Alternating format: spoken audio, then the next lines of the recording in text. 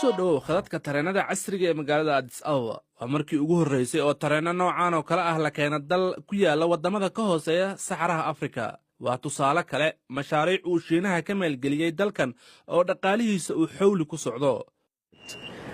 reen iyo farxad ayaa ka muuqatay rakaabkii ugu horeeyay ee fuula tareenkan si ay ugu soo wareegaan magaalada.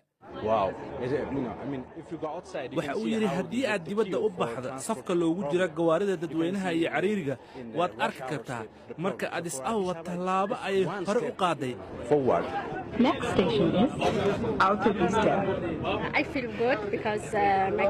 dalkayga waa uu korayaa.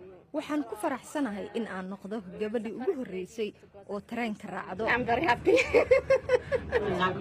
adeega tareenkan waxa uu shaqayn doonaa muddo 16 saac maalin kasta.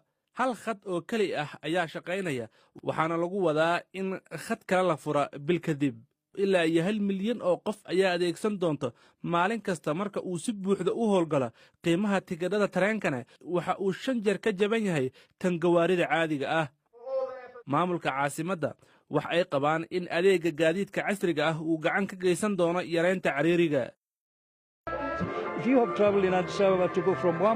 haddii buu yidhi safar gawaari aad gasho oo aad ka tagta koonfurta Addis Ababa oo aad u socoto dhinaca waqooyiga waxa ay kugu qaadan kartaa ilaa iyo 2 saac iyo bar.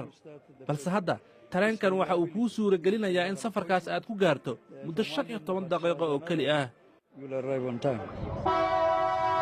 shirkadda maamulaysa adeega tareenka Addis Ababa waxa ay sheegtay in dhismaha uusan halkaa ku idlaan doonin.